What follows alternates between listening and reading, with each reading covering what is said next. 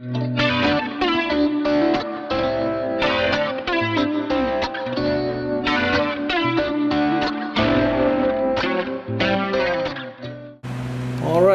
time to install this SAE cable so I can get some charge going on when I'm not using the bike for a while, and also so I can get a USB charger on board. Put the luggage rack on just the other day, but I guess I'm gonna have to remove it, but I think I can just remove these two bolts.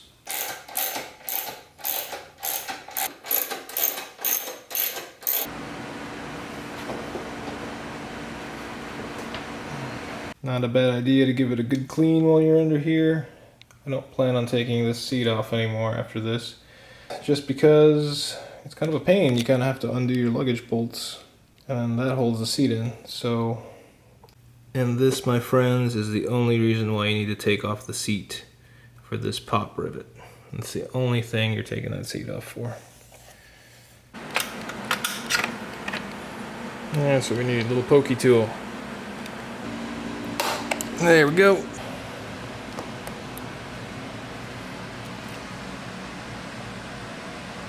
There it is. Just need a 5mm Allen. Ooh.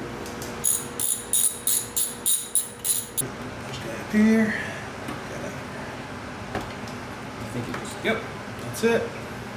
Piece of cake.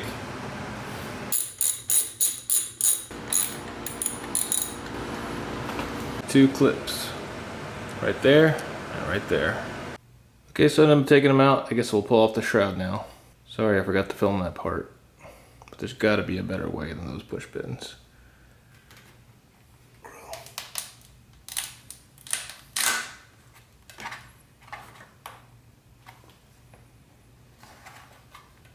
More Velcro. All right, now we gotta do the negative terminal and the positive. Okay, so the battery clips, they're a little narrow, and I'll show you that in a second. So I had to trim these. See how these are really wide? So I had to trim these and kind of crimp them together to get them to snug under the battery there. Oop, notch it. And notch it again.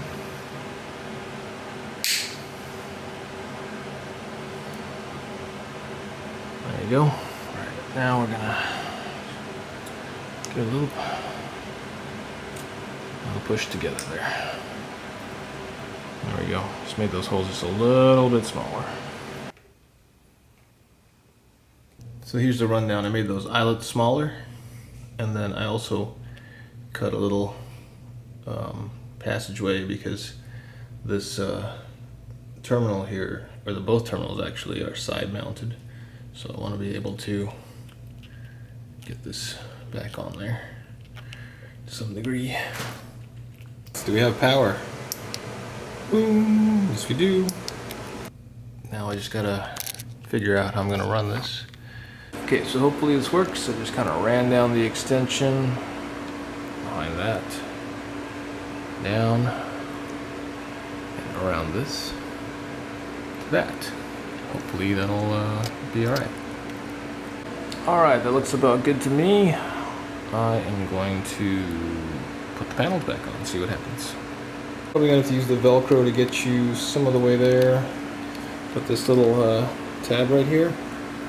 Hooks into that little tab. Oh, you can see it. Okay, so what I did is I put this bolt in first to secure it up. And then just kind of loose fitted all three of the main bolts. And then there's a tab here that lines up. So there's two tabs that go under and one tab that goes over. And then put your push pins in. Should be good to go. Put the other side back. And that's about it. Alright, so once you slide that portion in, the panel slides in, and then you have those grommets and the studs that go in, and then just make sure you're lined up. Here's what the other side looks like, the fitment. So it looks pretty good. And then put your last screw in, and then put the push pin through there. So push pin, last screw. Alright, everything's in, so I'm just gonna snug up these main bolts, put the seat back on, snug those up, and then try to find a good place to secure this. It's probably gonna go right there. Maybe I'll hide it like this. We'll see. Well guys, that about does it. I got it routed underneath the tank, coming up through the handlebar to here. And then down here, you can still use your pigtails from there, so you can, I guess you have 2 points essentially. So now you can check your voltage, right on and off. And you also have 2 USB ports. I'll put a link to this below if it's the charger you want. Thanks for watching. It's a late night. Catch you on the next one.